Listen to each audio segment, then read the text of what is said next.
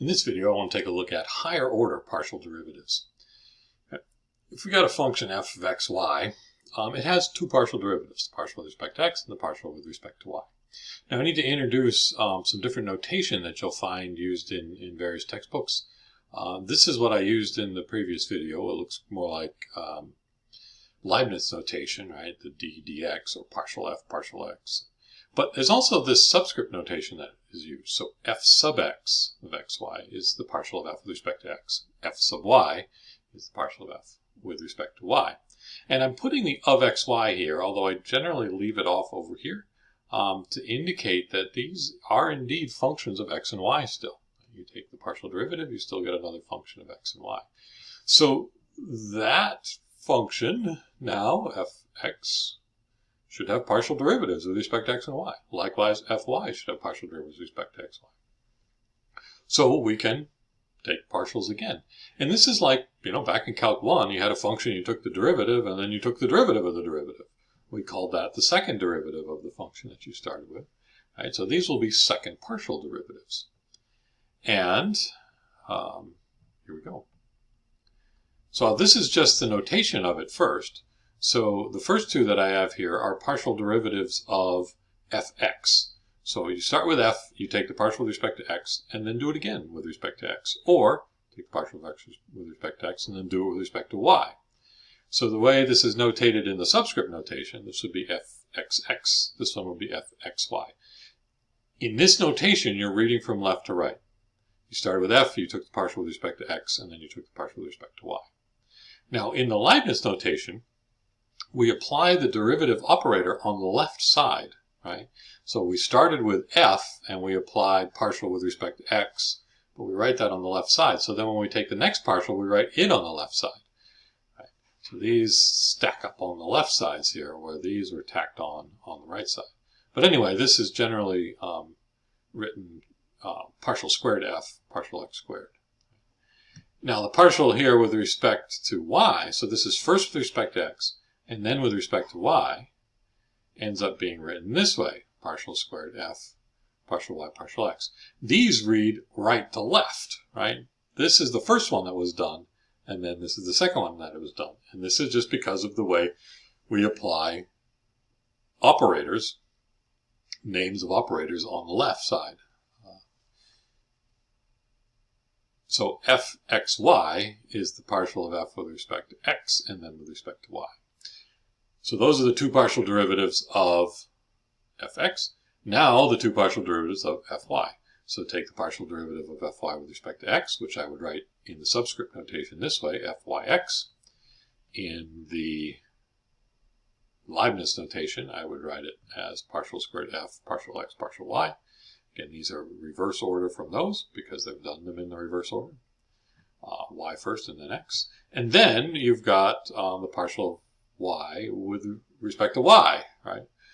So partial of f, you first take the partial of f with respect to y, and then you're doing it again with respect to y. This would be fyy. This first one I would call the second partial with respect to x. The last one here I'd call the second partial with respect to y. The two in the middle are the mixed second partials, and there's two of them, xy and yx. Let's do an example here. So here is function fxy is x squared minus 4xy minus y squared. The partial with respect to x, so this would be a 2x. This would be a minus 4y, and that's a constant with respect to x, so that just gives me a 0. So 2x minus 4y. Partial of this with respect to y is, that's a constant, this is minus 4x, and then minus 2y squared. Notice I'm being a little lazy in that I'm not writing this of xy, but they are functions of x and y. And then the fxx, so first with respect to x, then with respect to x. So I'm going to take this one with respect to x. That's just 2. fxy would be the partial of fx with respect to y. So taking the partial of this with respect to y, I just get that minus 4. Here the next two are the partials of fy. So fy with respect to x would just be negative 4. And fy with respect to y is negative 2. So there's the four mixed partials, which turned out to be constant functions in this in this example, which may not be too surprising. This is quadratic. Each one of these terms is quadratic, and so the second derivative is a constant, but there's 4 different second derivatives here, second partial derivatives, 2, -4, -4, and 2. The picture is right here of that surface. It's a saddle that's been rotated a little bit. And I've got a couple of lines drawn in. Let's take a closer look at this. So actually this surface is not the one I had. I've scaled it in the z direction. I've divided all the z's by a factor of 10. So it's scaled down so it fits on the screen better. It looks nicer. But what I have is I have 2 lines drawn that are calculated to be tangent lines, one in the x direction and one in the y direction. So the slope of those tangent lines are, well, the slope of the blue line is fx, and the slope of the green line is fy.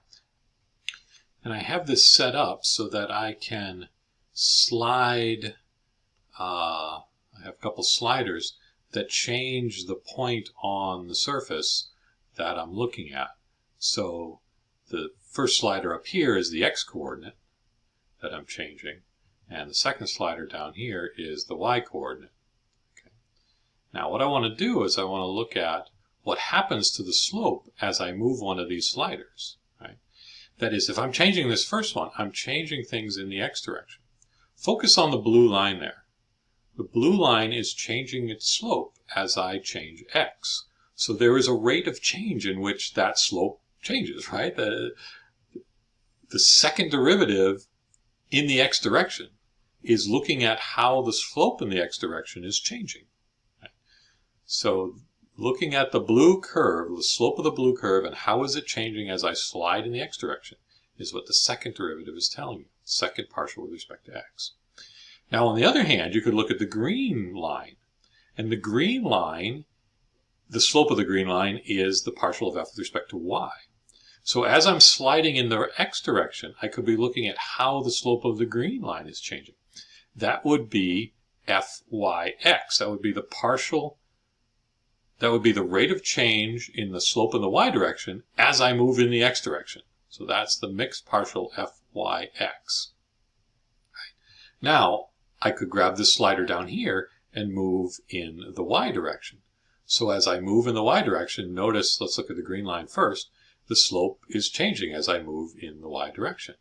The rate of change in that slope is fyy. The rate of change of the slope in the y direction as I move in the y direction. Okay. On the other hand, the slope of the blue line is changing as well. But the slope of the blue line is fx. So as I move in the y direction, I can see how fast is the slope of the blue line changing. That would be fxy, this rate of change in the slope in the x direction as I move in the y direction. Right? So those mixed partials are looking at how the slope in the other direction is changing as you move in one particular direction. Okay. Let's keep going here. Here's another example. F of x is x squared sine y. Partial with respect to x would be 2x sine y. Partial with respect to y would be x squared cos y. So now I'll do the 2 partial derivatives of this one. So, and I'll use the other notation just so you start getting used to both of them. So I'm going to do partial squared f partial x squared. So I'm taking the partial with respect to x here, which is just 2 times sine y. And then I'll take the partial of this with respect to y. So partial squared f partial y partial x, right? So you do the x first and the y second. So we'd already done it with respect to x. And now we do it with respect to y. And so, yeah, x is a constant here. So 2x is a constant. So I just get 2x times cos y when I take that partial derivative. So there's the 2 partials of fx. Now let's do the 2 partials of fy. So first with respect to x, y is a constant. So that would be 2x cos y. And then with respect to y, x squared is a constant here, so derivative of cos y would be minus sine y, so minus x squared sine y are the 4 partial derivatives, the second partial derivatives of this function. Now, I can hear you all the way through the internet. You're saying, hey Will, 2 times in a row, the mixed partials were equal. Is this a coincidence or not? And the answer is not. That under some special conditions, although we usually have those conditions, the mixed partials will be equal. This is called Chloro's theorem. Suppose that fxy is defined on an open disk D. If the second mixed partials, fxy and fyx, are continuous on D, then the mixed partials are equal. Now, most of the functions that we deal with are continuous, and those partial derivatives are continuous, right? On this one, these two mixed partials right here at the top of the screen, there's no vertical asymptotes, there's no weirdness going on. These are continuous functions. And so the second, I want to look at the second mixed partials, these two. They're both, of course, equal to each other, but they're both continuous. So that means we don't really have as many as we might have thought, right? If we had two first partials, then it would seem like there should be 4 second partials. You could then, of course, take third partial derivatives. And if each of your 4 second partial derivatives has 2 partial derivatives, then that might make 8 third partial derivatives. However, it's not that complicated because you have 2 partial derivatives. And although it looks like you have 4 second partials, 2 of them are equal, so you really only have 3 second partial derivatives. Likewise, you go to third partial derivatives, and it turns out there's only 4.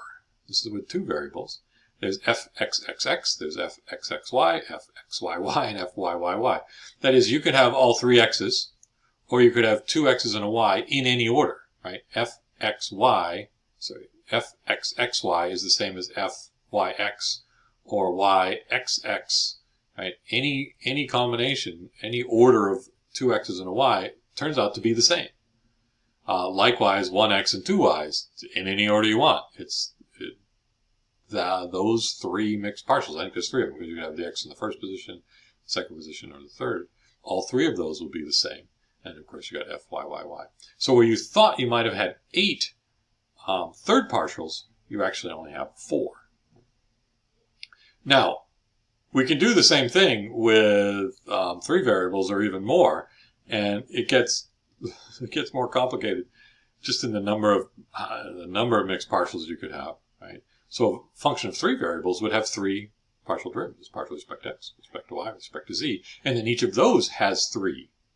So again, you might think that there's 9 second partial derivatives, but it turns out that there's only 6. You could do xx, xy, xz, or you could do yy, yz, and zz. So fyz is equal to fzy, and fxz is equal to fzy, and so on, right? That those mixed partials are equal. And when you get to third partials, it's like, yeah, there's a bunch, but there's not, 9 times 3, you might expect 27 of them. Well, there's not 27, there's only 9. XXX, XXY, XXZ, XYY, XYZ, XZZ, YYY, YYZ, YZZ. So the way I ordered these is I'm always writing them in alphabetical order. 3 X's, there's only one way to do it. 2 X's, you could do it with a Y or you could do it with a Z. And again, the order doesn't matter. You can put those 3 in any order you want. With 1 X, you could do it with 2 Y's or 1 Y and a Z, or with 2 Z's. And then no X's, you could do all Y's, 2 Y's and a Z, a Y and 2 Z's, or 3 Z's, right? Those are the third mixed partials. Here's just one example to finish this off with 3 variables. Here's a function, fxyz equals x squared z to the 4th minus x e to the yz plus sine z over z. And I want to find the third partial derivative with respect to z, with respect to y, with respect to x. Now, there is a place where some things may be not continuous, right? You're dividing by z here. So on the xy plane, this function is not defined and the partial derivatives will not be defined. But anywhere else, this is continuous, and the mixed partials will be continuous, and so they'll be equal to each other. So it really doesn't matter what order I do them in, right? This wants me to do z first. But if I do z first, I have to do a quotient rule. So I'm not going to do z first. I'm going to do x first. Actually, when I look at it now, I probably should have done y first, because there's no y's in this one, and there's no y's in that one, and they'd have gone away right away. Huh. Well, I did x first. So here, the z is a constant, the y is a constant. So this is just x squared z to the fourth. This is just x times a constant, so that's just get that minus that constant. And then this right here, with all those z's, I don't have to worry about the quotient rule, because I'm taking the partial derivative with respect to x, and that's all just a constant, and so the derivative is 0. Now let's do the partial of that with respect to y. I don't know if you just saw things change. I had a mistake in my original calculations, but I believe this is correct now. So looking at this, taking the partial derivative with respect to y, this part is a 0 because there's no y's in it. This part is just e to the yz, so, well, minus sign out in front. So the derivative of e to a power is e to that power times the derivative of the power. But the derivative of the power is just z. Remember, z is a constant when I'm taking the partial with respect to y.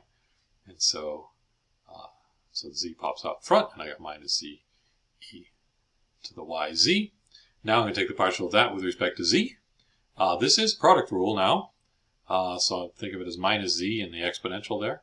So I have the negative z times the derivative of that exponential. The derivative of the exponential is the exponential times the derivative of the exponent. This time I'm taking the partial with respect to z. So y is the constant, and y pops out in front.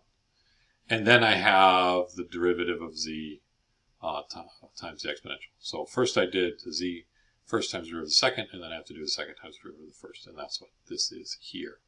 Okay.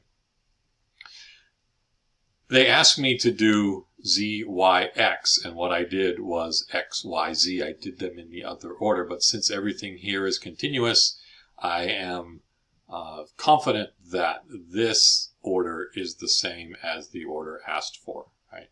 This is a reasonably common thing to do, where if you need a particular partial derivative, mixed partial, you can say, what's easier for me to do? Which order do I want to do this in? And pick the one that's the simplest. I don't think I did the simplest one now. Going back, I should have done the y first. But anyway, there's higher order partial derivatives. They're just measuring the rate of change of the first derivatives.